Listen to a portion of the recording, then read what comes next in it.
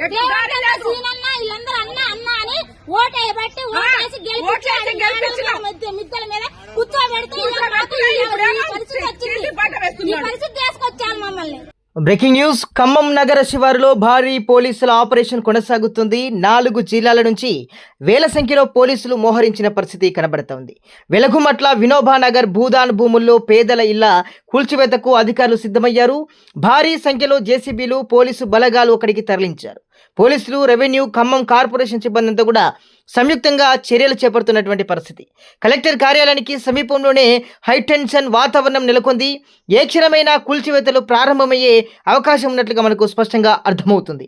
ఇక కవరేజ్కు వెళ్తున్న మీడియా ప్రతినిధులను కూడా పోలీసులు అడ్డుకున్నట్లుగానైతే సమాచారం అందింది. ఇక మీడియాకు అనుమతి లేదనేటువంటి విషయంపైన కూడా అధికారులు ఆదేశాలు ఉన్నాయని కూడా పోలీసులు అయితే చెప్తున్నారు. ఇక నిర్వాసితులు అయితే ఆగ్రహం వ్యక్తం చేస్తున్నటువంటి పరిస్థితి మనకు కళ్ళకు కట్టినట్లుగా విజువల్స్లో అయితే మనం చూడవచ్చు.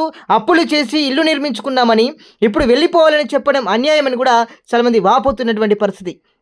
కొందరు యువకులు ప్రతిఘటనకు సిద్ధమవుతున్నట్లు సమాచారం అయితే మొత్తానికైతే అక్కడ పరిస్థితి ఉద్రిక్తంగా మారేటువంటి అవకాశం అయితే కనిపిస్తుంది. ఇటు పోలీసులకు, ఇటు ప్రజలకు కూడా వాగ్వాదం అవుతున్నటువంటి పరిస్థితి. అదేవిధంగా ప్రజలైతే వాళ్ళు భావోద్వేగానికి గురవుతూ కన్నీటి పర్యంతం అంటున్నటువంటి పరిస్థితి మనకు కనబడుతోంది. ఇక పరిస్థితి కూడా విషమించేటువంటి అవకాశం ఉందని కూడా అక్కడ ఉన్నటువంటి సిచ్యువేషన్ ద్వారా మనకు తెలుస్తుంది.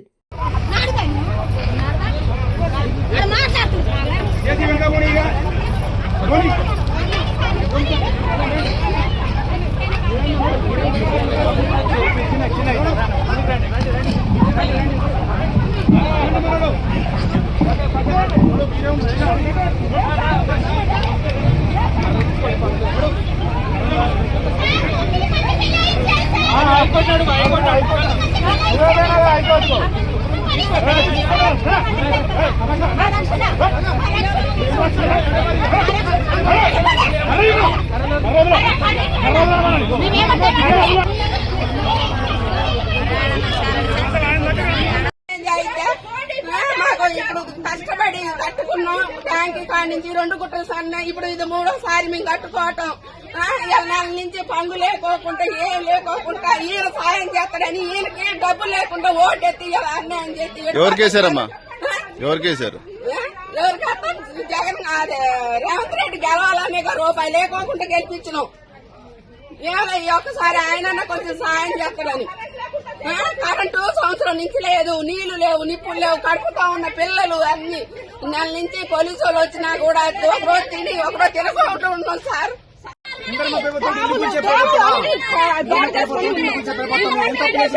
ముందుగా చెప్తే పక్కకు పోతుందా 8 సంవత్సరాలు వేసింది. 8 సంవత్సరాల నుంచి ఉంటాను మాట చెప్పి ఇట్లా పాప మీరు చెప్తున్నా అసలు ఎవరు చెప్పు లేదా ఏం లేదా హఠాత్తుకు వచ్చి హైకోర్టు ఆర్డర్లు గౌరవించారా, ఏటి గౌరవించారా, ఏమీ చేయరా? ఇది న్యాయమేనా?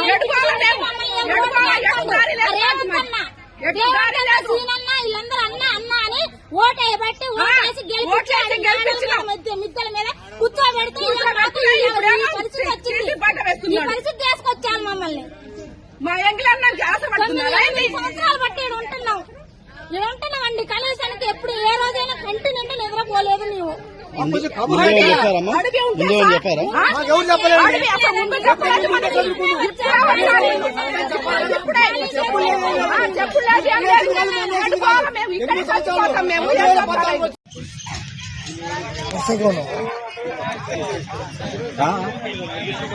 అయితే ఆడబడేస్తారు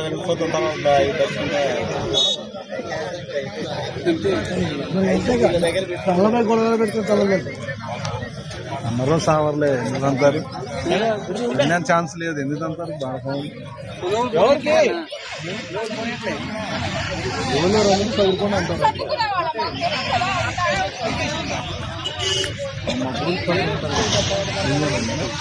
లక్ష రూపాయలు